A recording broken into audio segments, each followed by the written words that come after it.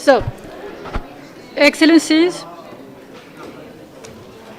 distinguished delegates, ladies and gentlemen, a very good morning to all of you and Ramadan Kareem.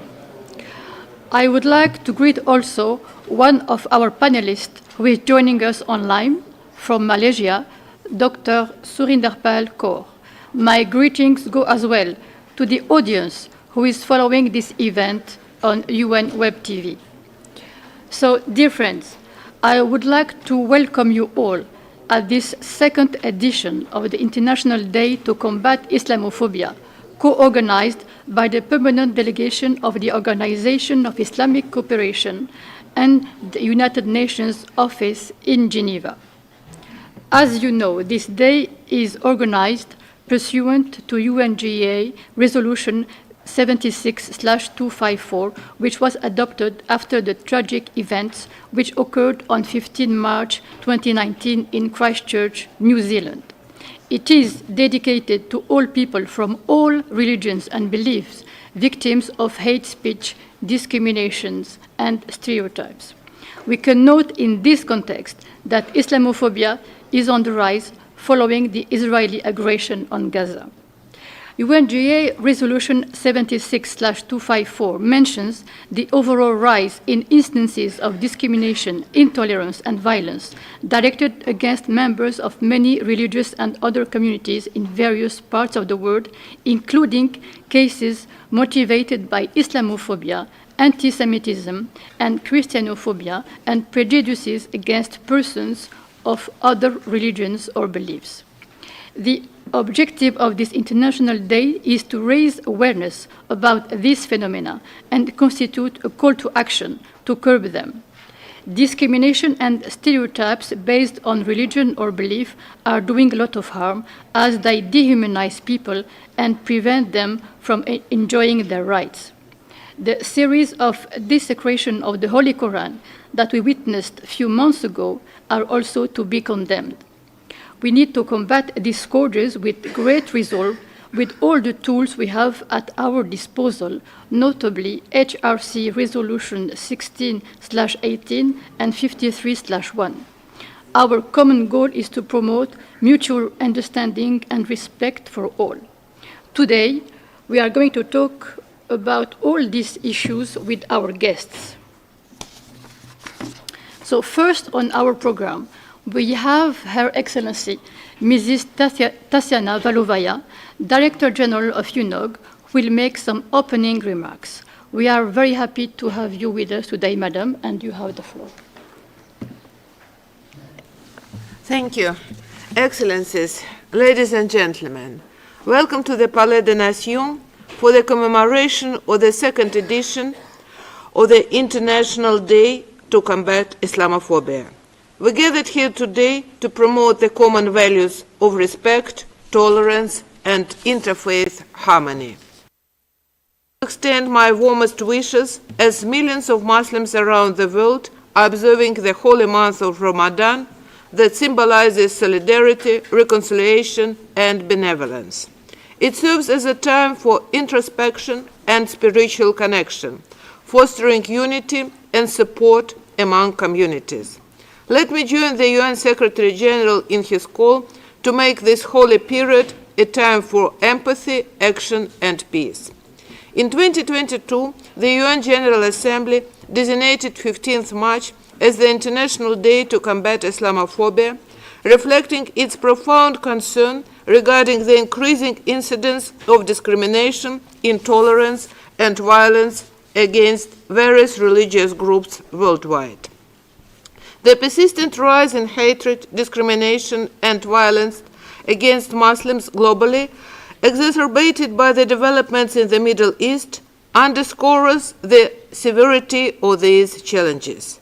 Religiously motivated attacks, online and offline hate speech, discriminations, exclusion, and the propagation of Islamophobic narratives and stereotypes have profound and devastating effects on Muslim communities worldwide. The rise of Islamophobia is not a challenge of one particular region or country. It is a global issue that requires a global response. Leaders from countries, corporations, political parties, religious and civil organizations must speak out against all forms of hate and abuse targeting vulnerable populations. In this context, the Declaration, Human Fraternity for World Peace and Living Together, co-authored by His Holiness Pope Francis and His Eminence the Grand Imam of Al-Azhar, Sheikh Ahmed El-Tayeb, is a model for compassion and human solidarity. The United Nations is committed to continue working with partners to combat Islamophobia across the world. In this regard, let me highlight relevant UN policy frameworks. Our common agenda embodies the principles of equality and non-discrimination at its core. It holds a steadfast commitment to leave no one behind and reach those farthest behind first. With dedicated goals on combating discrimination and inequality, it encompasses a cross-cutting commitment to data desegregation. The UN Strategy and Plan of Action on Hate Speech provides a framework for our support to member states to counter this scourge while respecting freedom of opinion and expression. The UN Plan of Action to Safeguard Religious Sites provides comprehensive recommendations to support governments so that all can enjoy their right to observe religious rituals in safety. The UN Plan of Action to Prevent Violent Extremism recognizes the role that discrimination and marginalization can play in fueling extremism and emphasizes the need to promote tolerance, respect, and understanding among different communities. Ladies and gentlemen, International Geneva plays a crucial role in countering Islamophobia and intolerance. Its diversity of actors, expertise, and innovative solutions are highly effective in shaping a comprehensive approach to global action on peace, humanitarian efforts, human rights, health, technology, and sustainable development. Today's event provides a welcome opportunity to raise awareness about Islamophobia and to renew our commitment to eliminate it through concrete collective action. Let us join our efforts for greater solidarity, tolerance, respect, and mutual understanding. Thank you. Thank you very much, Excellency. I would like to thank Mrs. Balovaya for her insightful intervention, which reflects her personal commitment and the one of UNOG to combat intolerance and to promote mutual respect and understanding across the world.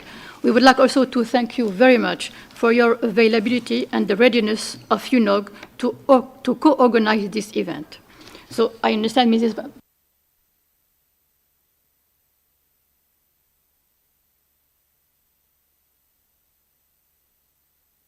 We are going to watch a video message of His Excellency Mr. Hussein Brahim Taha.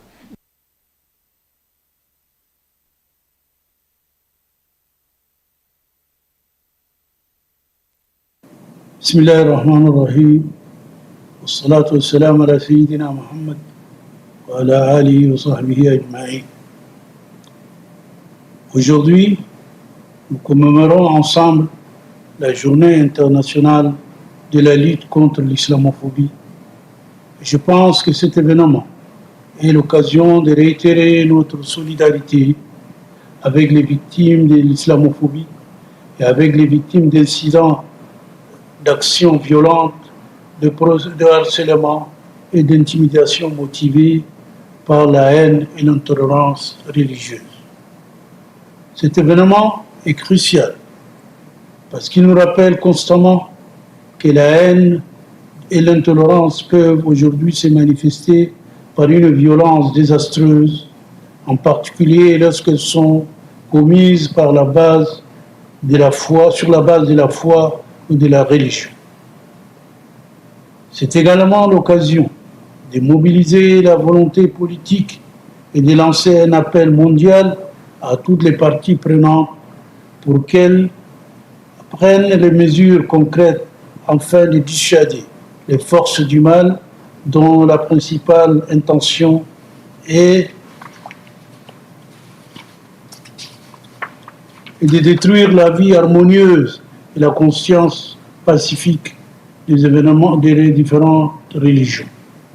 Cet événement est d'autant plus pertinent que les forces de la haine et de l'intolérance continuent de se répandre, voire de se développer à une vitesse alarmante. Il est triste de constater que l'islamophobie et d'autres formes de xénophobie sont malheureusement devenues un phénomène normal pour certains.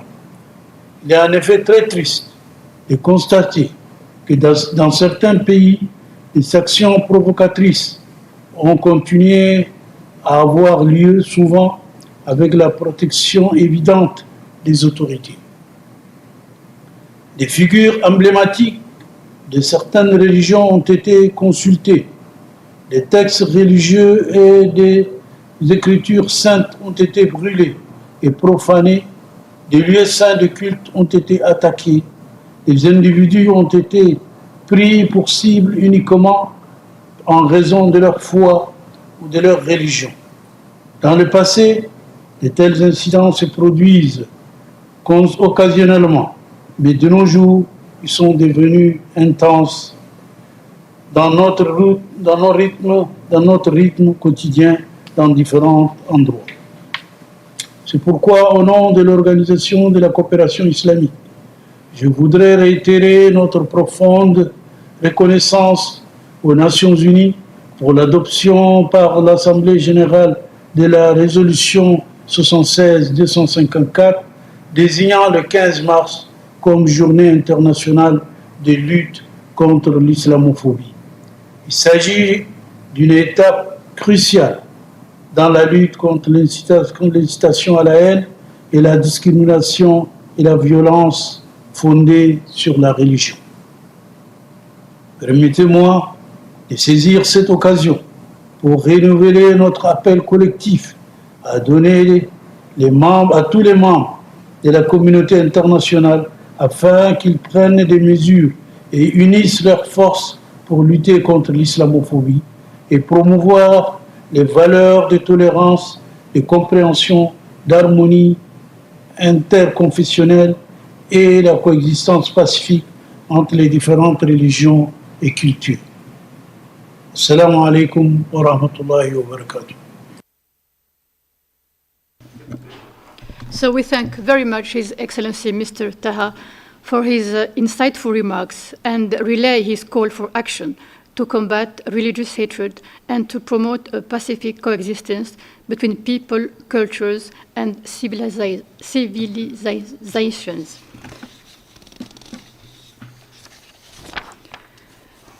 So now we will move to Mr. Volker Turk, UN High Commissioner for Human Rights, who will deliver a keynote address.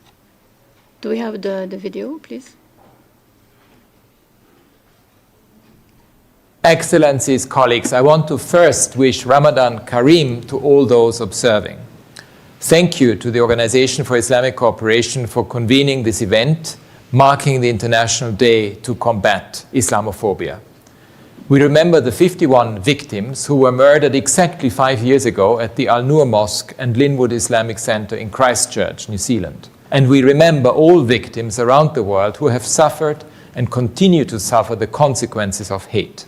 We are living through an era of intensifying global crisis and conflict, spurred by deep and deadly divisions between our human family. We see these tensions and divisions rising on many fronts, including through a wave of renewed hate speech, discrimination and violence in all regions, including against Muslims. All forms of religious hatred and intolerance are unacceptable. The message today is perhaps more urgent than ever. We are all well past the hour to restore peace, tolerance, and respect. We know that fear breeds hate, ignorance, and distrust of the other. Islamophobia has stolen lives. It has dehumanized entire communities. It has sparked torrents of hate speech, magnified by social media. Many have been subjected to surveillance and religious profiling. Mosques have been attacked and sometimes destroyed. Counter-extremism laws, policies, and practices have been misused, leading to illegal arrests, arbitrary detention, and violence. In the context of the current conflict in the Middle East, multiple reports have emerged showing huge spikes in Islamophobic incidents. For example, an up to 600% increase in some countries in North America and Europe. One organization noted a tenfold increase in incidents between 7 and 23 October in one country in the Asia-Pacific region. The surge in Islamophobia is shocking, and it is occurring as part of a broader trend. I'm also profoundly concerned about the continuing rise of anti-Semitism, Christianophobia, and prejudices against people of other religions or beliefs, of hatred that is directed at migrants, refugees, and minorities, including Roma, about deep-seated racism against people of African descent and indigenous peoples, and many other forms of discrimination and xenophobia. The recording and collecting of reliable data are essential for more effective response to hate speech and hate crime everywhere. More must be done to ensure incidents are reflected in official statistics and that all countries have the systems and methodology needed to record disaggregated data. Excellencies, colleagues, 2 years ago, the UN General Assembly adopted Resolution 76/254, a crucial step forward in recognizing Islamophobia around the world and the need to put an end to it. The world remains far from achieving this ambition. States must urgently step up their efforts to combat intolerance against people based on religion or belief within the parameters of international human rights law, using the many tools they have at their disposal.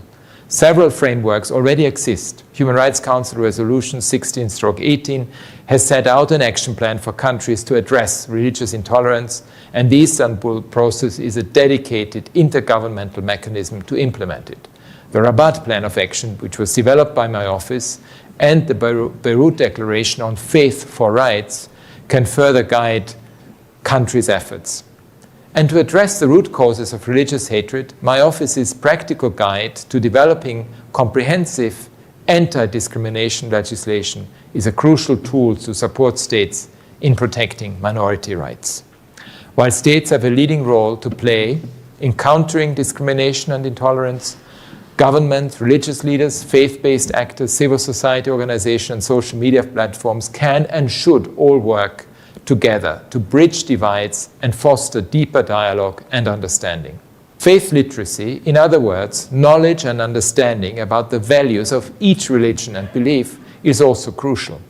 I urge states to include it as part of comprehensive training initiatives on combating religious hatred for law enforcement officers and the judiciary, faith-based actors, teachers, and media professionals. I also urge states to define and implement clear measures to address discrimination in the job and housing markets within criminal justice systems and in national security responses. Colleagues, I'd like to think that humanity's superpower is the richness of our diversity.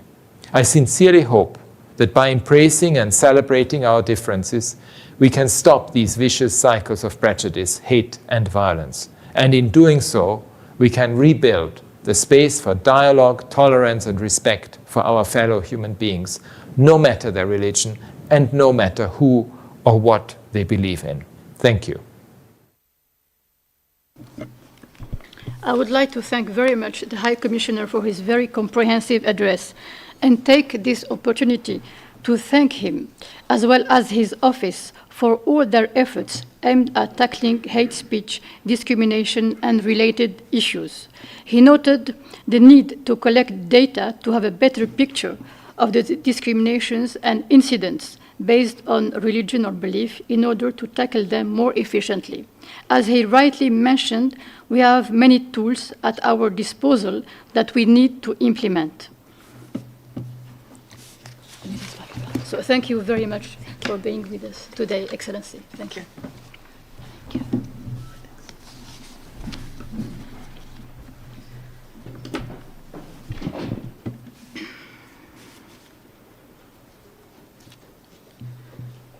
So now, dear colleagues, we are going to turn to our panelists. So we are going to listen first to Dr. Surinderpal Kaur, who is Dean of the Faculty of Languages and Linguistics at the University of Malaya in Malaysia. Her research interests revolve around issues related to discrimination and prejudice, notably in the domains of migration, Islamophobia, as well as gender issues. You have the floor, Professor Kaur. Thank you so much. I'd like to start first by wishing Ramadan Kareem to everyone observing it, and I would also like to. I would also like to thank Ambassador Bakshi for having invited me over to give a few words. With your permission, I'd like to share some of my slides. Okay. All right. I'd like to begin, first of all, I don't want to repeat everything that has already been said. I think His Excellency, Volker Turk has said a lot of important things. What I'd like to point out is that, I was asked to speak about structural discriminations based on religion as well as belief, which impact upon a fruitful life as a citizen of a country, so of a nation state. So this is what I'm going to be focusing on. So yes, basically what happens is the structural discriminations are obstacles to the full enjoyment of citizenship rights. And Islamophobia in particular is a very pervasive and pernicious form of discrimination. I'm not going to go into the definition of Islamophobia, but what I would like to say is that it manifests itself in various structural forms, and it impedes the rights and freedoms of Muslim citizens in numerous societies worldwide. The key to remember here is that Islamophobia also intersects with other forms of discrimination. So structurally, you also have other forms of discrimination coming in together, where racial profiling, xenophobia are also involved. And this exacerbates the impact on Muslim communities worldwide, especially if you look at the Middle Eastern or South Asian Muslims, of the descent of a Middle Eastern or South Asian, they're disproportionately targeted by security measures, surveillance. Also, such policies violate the civil liberties of Muslim citizens. At the same time, they create a climate of fear and a climate of distrust. Some of the things I'd like to point out are the types of structural discriminations that are existing today.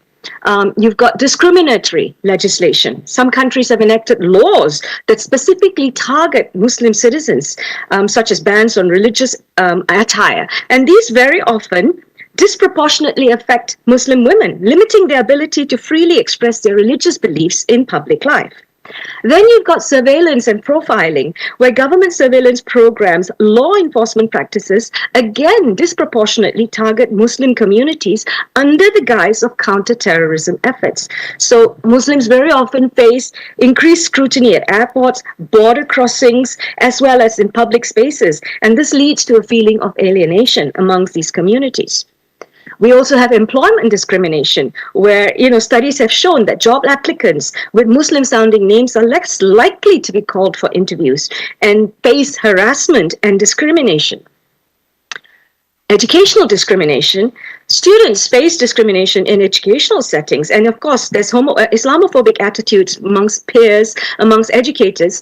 This is a major hindrance to academic success and the social integration of students within a wider community, and this denies them the right to a safe and inclusive participation as citizens of a particular nation state.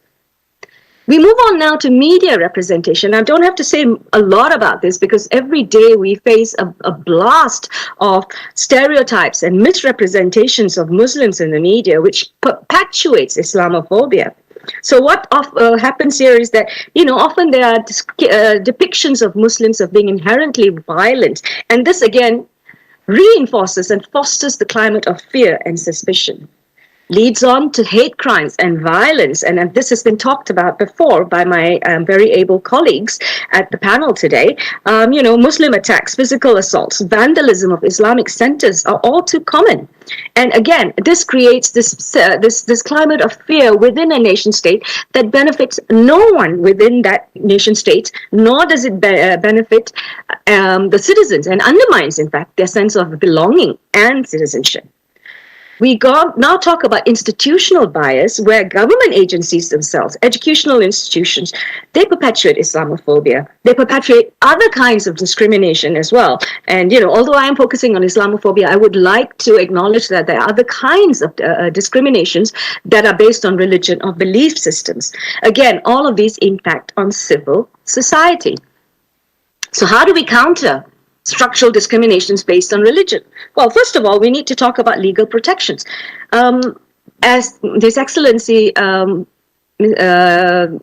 Volker Turk pointed out, the United Nations already has lots of tools that we can use. But in fact, governments themselves should use these tools. They should enact and enforce robust anti-discrimination laws that explicitly prohibit discrimination based on religion or belief. And then they should also look at avenues for victims to seek redress through a legal mechanism. And policymakers should also work to close loopholes or gaps that allow for discriminatory practices in areas such as housing, education, employment.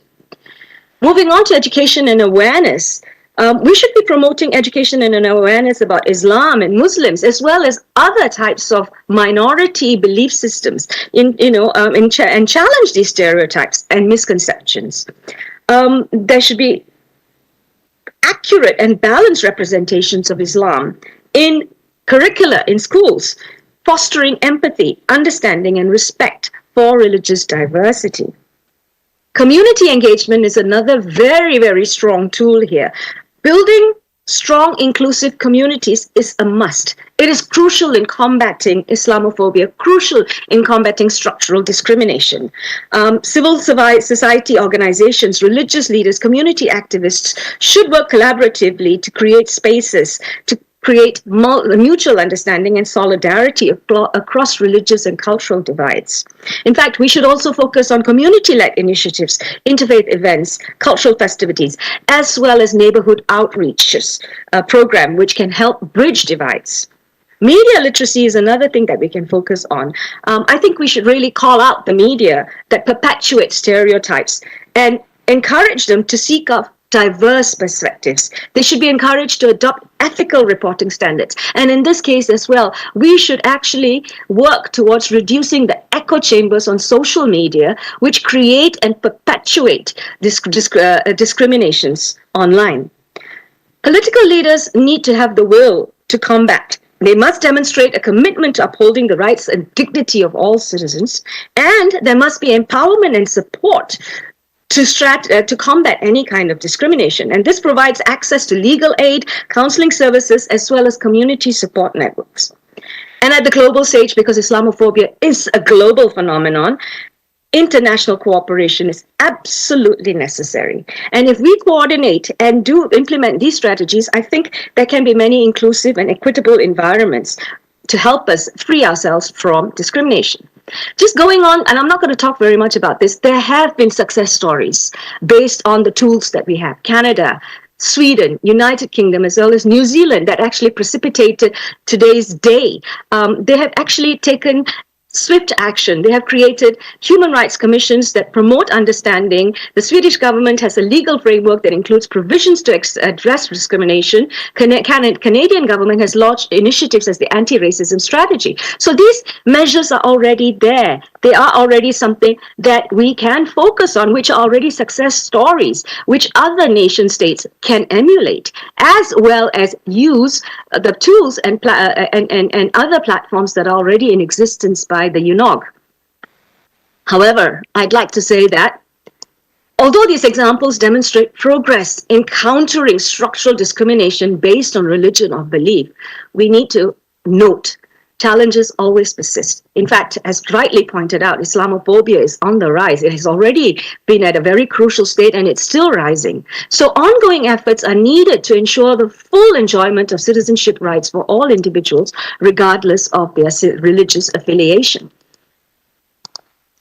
Finally, I'd like to end by stating that we may have structural discrimination based on religion or belief, and often this is exemplified by Islamophobia. They undermine the principles of equality. They undermine the principles of citizenship rights. They undermine the principles of human dignity. So what we need to do is focus on addressing Islamophobia, focus on dismantling the discriminatory structures and practices, challenging the biased attitudes, promoting inclusivity and equality, promoting social cohesion, and the most important thing here is to uphold the rights and dignity of all citizens, regardless of their religious beliefs or their backgrounds. With that, I thank you very much.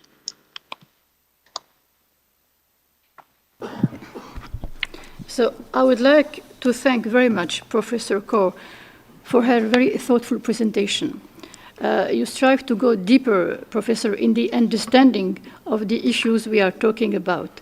Your research as academia is very helpful as it gives us new perspectives and methods of work. You rightly also put the focus on the need to really give a lot of attention to structural discriminations. So I thank you very much once again, Professor. You're welcome.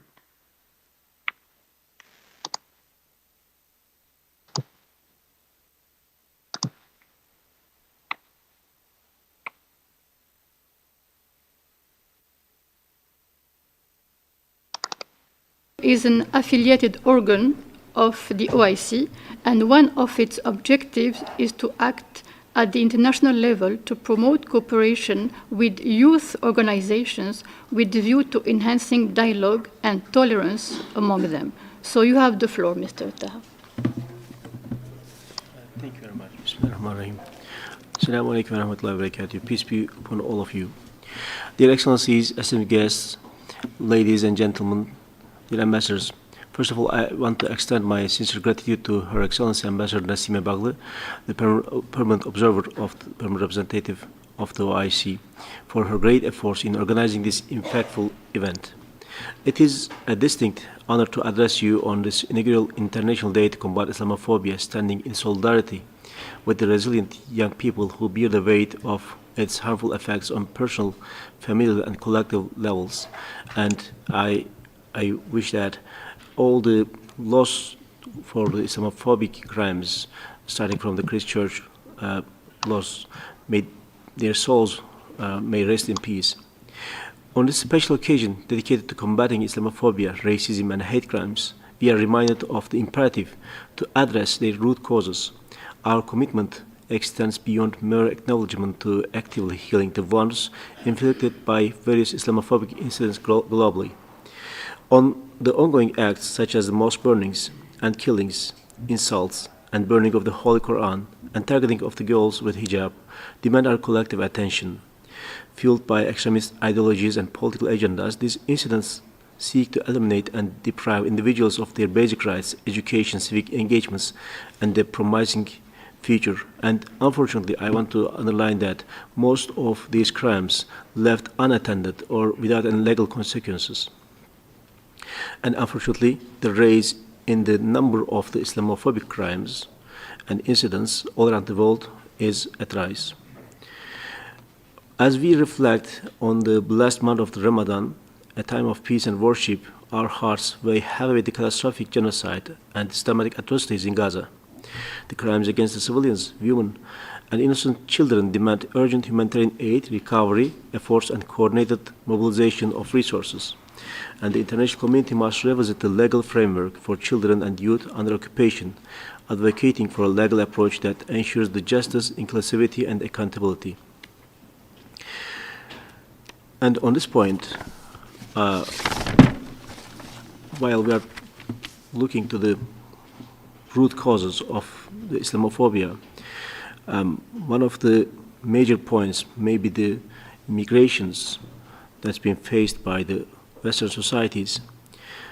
And once we look about the reasons of this migration rates, most probably the number of the refugees and displaced people who are seeking a future in different places of the world may be this reason.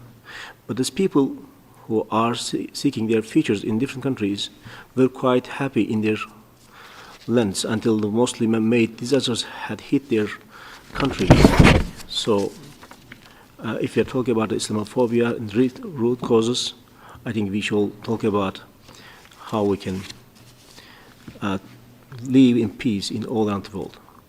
Dear Excellencies, ladies and gentlemen, at ICYF, Islamic Cooperation Youth Forum, representing more than 500 million youth and with more than 66 member organizations across the OIC region, we believe that promoting the peace and coexistence and cohabitation, we believe that building the bridges among the different communities around the world, we believe that preserving the fundamental values such as faith, human rights, cooperation, dignity, and prosperity will be the solution for the Islamophobia and all kind of hate crimes.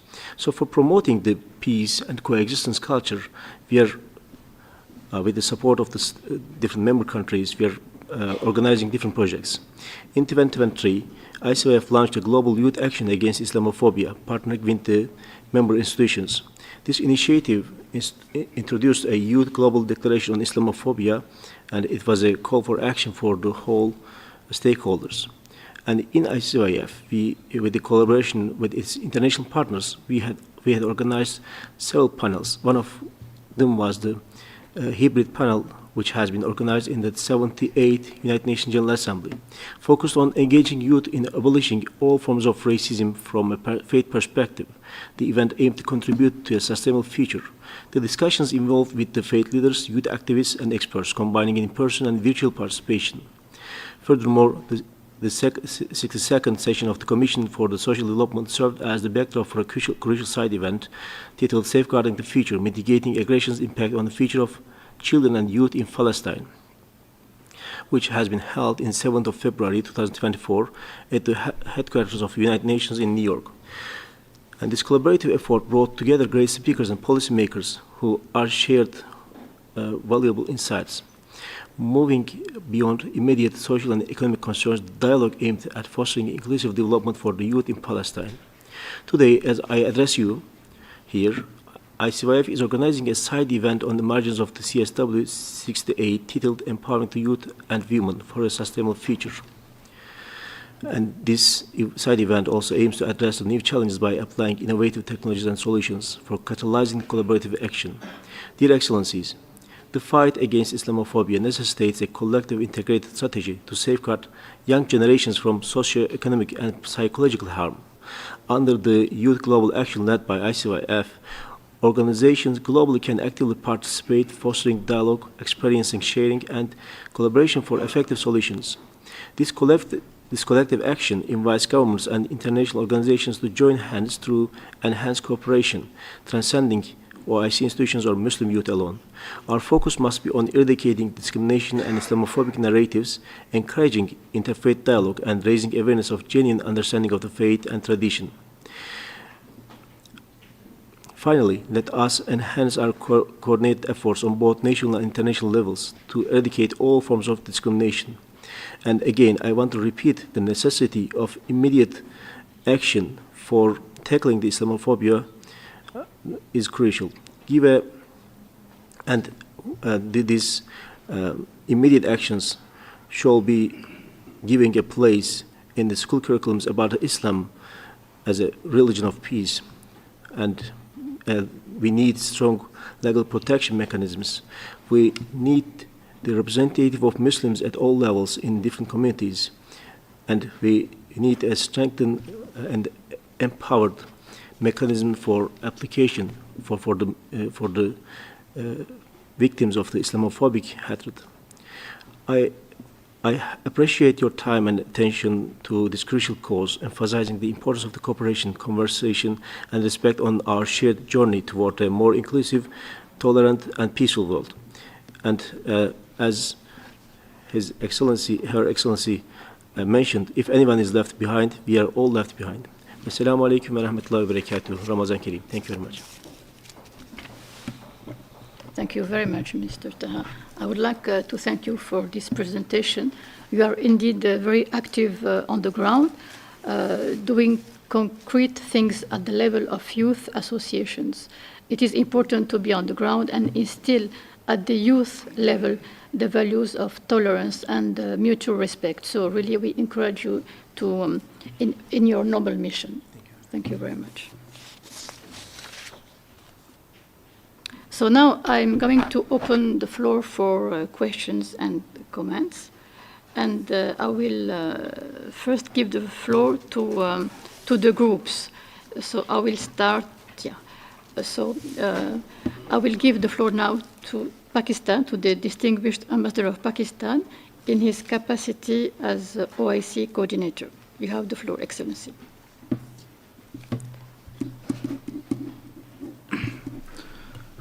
Thank you, Chair, and I wish to take this opportunity to thank the OIC Observer Mission for convening this side event on an issue of immense contemporary salience. We welcome the remarks made by the Secretary General of the OIC, the High Commissioner for Human Rights, and all distinguished panelists. I also wish to thank Director General Junog and her team for their support. The declaration of 15 March as an International Day to Combat Islamophobia by the General Assembly is a demonstration of global solidarity. International cooperation to combat Islamophobia is necessary and urgent. Independent media reports have pointed out a significant rise in Islamophobic crimes in many parts of the world in the recent past. This trend has manifested in several ways, including discrimination, stereotyping, and acts of hostility against individuals and communities based on their faith or cultural background. A significant increase in such incidents risks undermining the pluralistic and democratic values that underpin the international order. International efforts to combat Islamophobia or any other form of religious and racial intolerance and hatred are anchored in the foundational principles of the international human rights framework. Non-discrimination, upholding human dignity, mutual respect, freedom of religion, and protection from acts of hatred and incitement are the common goals for which peoples of all racial and religious backgrounds are equally entitled. The call to join hands against Islamophobia demands acting on these principles. Nothing new, different, or special. The international human rights covenants provide the legal basis for action against Islamophobia and other forms of religious intolerance and hatred. There is scope to strengthen our action by reinforcing normative convergences in many ways. Our work in the ad hoc committee on elaboration of complementary standards must gain momentum. There is also the need to invigorate the political consensus and action in implementing HRC Resolution 1618. The Council has also responded to provocateurs who use the form of attacking Holy Quran to express hatred towards a community. The support to the HRC Resolution 53/1 signifies that not just the people of a single faith, but large majority of humanity condemned such acts. Accountability must be made part of the efforts to strengthen implementation. Religious hatred can begin as a form of an unpleasant cultural expression, but if left unchecked, it can turn into an epidemic, transforming into a social malaise and growing into a major political crisis. A balanced but comprehensive approach is needed to deal with it. An approach that covers the bandwidth of actions envisaged in Resolution 1618. Action must begin by fostering collaborative approaches that promote harmony and address misperceptions through training and dialogue. It should include early warning tools and preventive actions at the local and community levels. As an important next step, we must not forget to unambiguously speak out against expressions of hatred. Being an apologist for a provocateur is in fact siding with hate. Preventive action must not end at social and political censure, but also include administrative and legal measures which can provide a sense of security and comfort to target persons. Finally, let us accept that when a majority of the humanity calls something as unacceptable expression of hatred, then it is time to join international solidarity and take legal action against it. This International Day should not only be about raising awareness, but also a step towards international cooperation in the form of sharing best practices, expertise, resources, and learning for experience. We look forward to strengthening such cooperation. Thank you, Chair. Thank you very much, Excellency, for these remarks made on behalf of the OIC group. And now I give the floor to the delegation of Qatar, who will make a statement on behalf of the GCC. You have the floor, please. Thank you, Mr. Chair. The GCC member states express their profound gratitude to the co-host, the organization Cooperation and the United Nations for convening this timely commemoration of International Day to Combat Islamophobia. The GCC member states welcome the international community step in the adoption of the resolution that set this date as the International Day to Combat Islamophobia and call for continued efforts to address its escalating challenges. The member states of the GCC condemn the discrimination and violence that stem from Islamophobia and stress the need for collective efforts and solidarity in combating religious intolerance and promoting a culture of peace and mutual understanding. The recent horrendous event, including the reprehensible acts of desecrating the Holy Quran and targeting of civilians, underscore the urgency of our collective action against religious intolerance. In line with the UNGA resolution 76/254, we call upon the international community to strengthen efforts in promoting a comprehensive understanding of Islamophobia and its consequences and ensure that efforts to combat Islamophobia are integrated into broader strategy for the promotion and protection of human rights. The GCC member states remain committed to combating religious hatred, promoting a culture of peace and tolerance, respect for diversity, and the realization of all human rights. Thank you.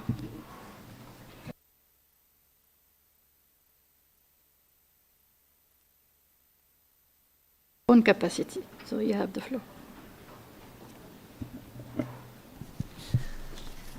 Thank you, Your Excellency. Thank you for giving me the floor.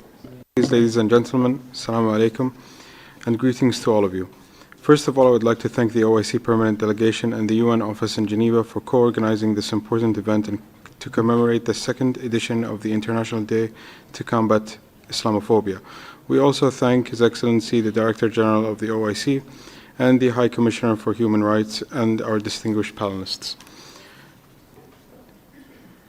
Islamophobia is spread through organized ideological campaigns using online and offline media platforms and think tanks.